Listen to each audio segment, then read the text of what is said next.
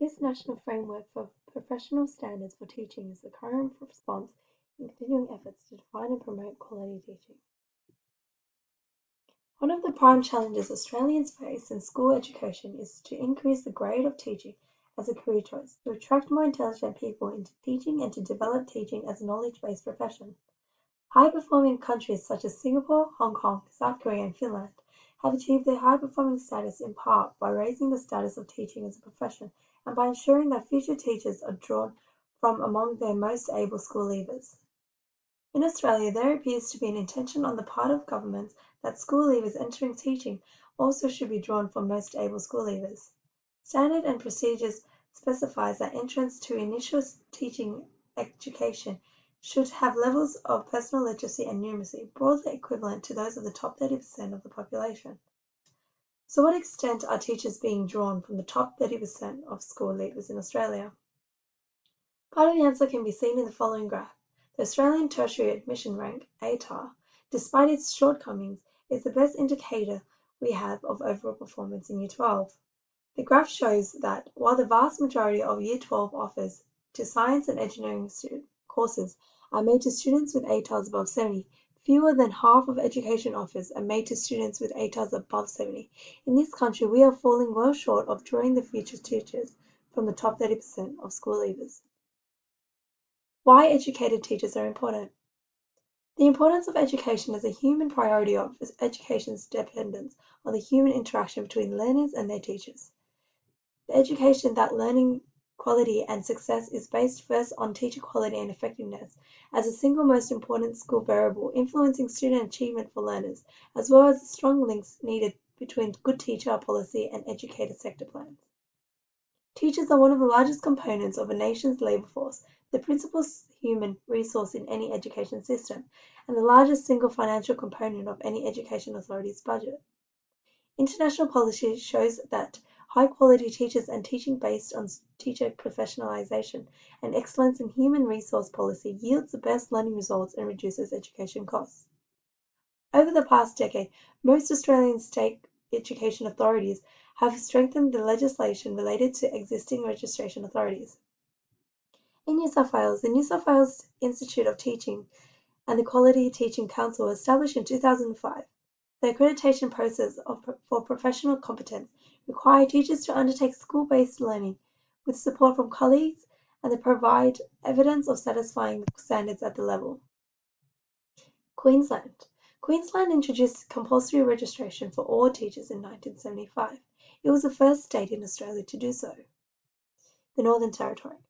In the Northern Territory, Teacher Registration Board was created as an independent statutory body in 2004. All teachers were required to register by January 2005, and teachers who were currently employed were automatically registered subject to endorsement by their principals. Victoria. The Victoria Institute of Teaching, VIT, was established under the Victorian Institute of Teaching Act in 2001. The VIT has not developed standards for advanced teaching, but it has now developed standards for professional practice for renewal registration. Tasmania. Current teacher registration processes for all teachers in Tasmania are governed by the Teachers Registration Act 2002, which requires all teachers who teach in Tasmanian schools to be registered with the Teachers Registration Board. South Australia. The South Australian School Society was formed in 1836 to promote occupational training in the higher branches of learning. Frustrated by poor economic conditions, the society ceased operations in 1843. High-performing countries control entry to teacher education to ensure that the supply of new teachers more or less matches demand. These countries work to ensure that there is not a significant under- or oversupply of graduating teachers. This practice makes teaching more competitive and more highly valuable as a career. Limiting the numbers of students in initial teaching education courses can also result in smaller classes and reduced pressure on professional experience placements. Therefore, recognizing the importance and benefits of a national approach. The following national framework for professional standards for teaching has been developed to contribute to ongoing discussions about the status of the profession and teaching quality. It acknowledges the importance of building and sustaining quality teaching in a global context characterized A professional framework for teachers can provide clear benefits, not only to the teaching profession, but also to students, parents, the community, and the government. To realize such benefits, a framework must be capable of reflecting, supporting, and recognizing teachers' professional growth throughout their careers. Factors that impede school-based professional learning.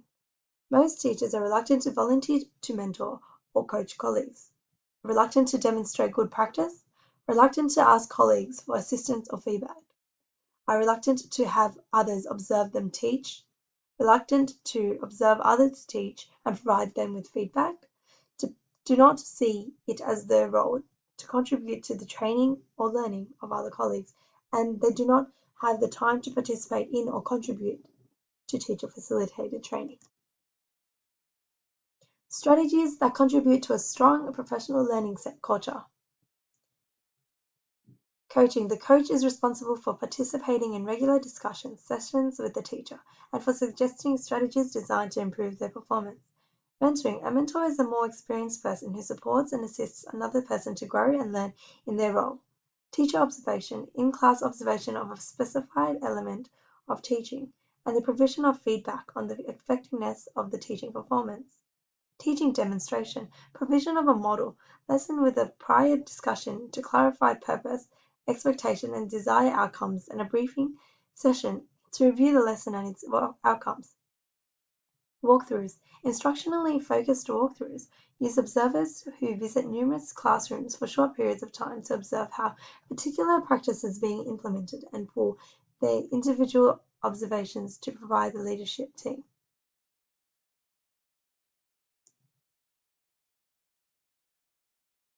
Most employers have developed standards or criteria for purposes such as performance management and annual performance reviews. Making teacher education programs highly selective. High-performing countries control entry to teacher education to ensure the supply of new teachers more or less matches demand. Developing effective student selection processes. High-performing countries have well-developed mechanisms for selecting students for entry to initial teaching education. These mechanisms are often multi-step processes involving screening, testing, and interviewing applicants. Paying good starting salaries. High-performing countries pay starting compensation at or above the OECD average. An important consideration appears to be the starting salaries, and the salaries of experienced teachers are in line with other professional salaries in the countries concerned. Ensuring vigorous initial and continuing professional development. Through high-performing countries, establish rigorous initial teacher education courses and set high expectations for teachers' ongoing profession learning. In Finland, policymakers have raised the status of the teaching profession by requiring that all teachers have a master's degree.